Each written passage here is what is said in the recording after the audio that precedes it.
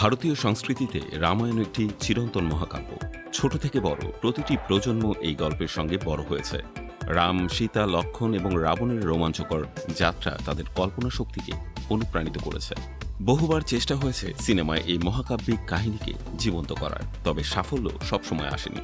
2023 সালে মুক্তিপ্রাপ্ত আদিপুরুষ দর্শক এবং সমালোচকদের প্রত্যাশা পূরণ করতে পারেনি, কিন্তু আজ নমিত মালহোত্রা এবং নীতিশ তিওয়ারি নিয়ে এসেছেন নতুন এক যাত্রা, যেখানে প্রথাগত কাহিনী মিলেমিশে আধুনিক ভিএফএক্স জাদুর সঙ্গে নতুন মাত্রা পেয়েছে।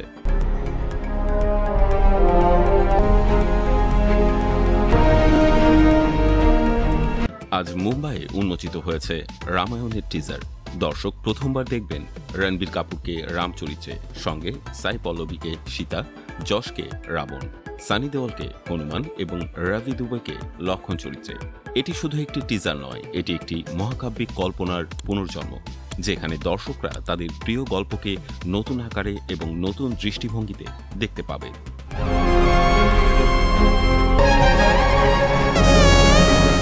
রণবীর কাপুরের রাম চরিত্র নিয়ে প্রতিক্রিয়া মিশ্র। অনেকে রণবীরের উপস্থিতি শক্তিশালী এবং চিত্রাকর্ষক বলে মন্তব্য করেছেন, আবার অনেকে টিজারের ভিএফএক্সকে কার্টুনিশ উল্লেখ করেছেন। সামাজিক মিডিয়া থেকে সংবাদ মাধ্যম পর্যন্ত এই মিশ্র প্রতিক্রিয়া আলোড়ন সৃষ্টি করেছে।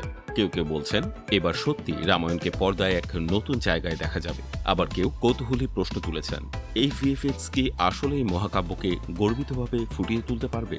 সিনেমা দুটি অংশে মুক্তি পাবে।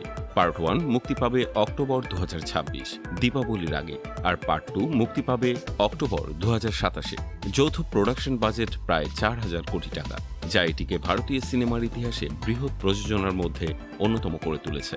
নির্মাতারা বলছেন এটি ভারতীয় সিনেমার উত্তরাধিকারী হিসেবে লর্ড অব দি রিংস এবং অ্যাভাটারের সঙ্গে তুলনীয়। সিনেমার সঙ্গীত পরিচালনা করেছেন এ.আর. রহমান, যিনি কিংবদন্তি সুরকার হ্যান্স জিমারের সঙ্গে সহযোগিতা করছেন। এটি তার হিন্দি সিনেমার অভিষেক, যা আন্তর্জাতিক মানের সঙ্গীতের সঙ্গে গল্পের আবেগকে যুক্ত করছে। ভিজুয়াল ইফেক্টস, সেট ডিজাইন এবং চরিত্রের পোশাক সবকিছুই দর্শককে ভিন্ন জগতের অভিজ্ঞতা দিতে তৈরি।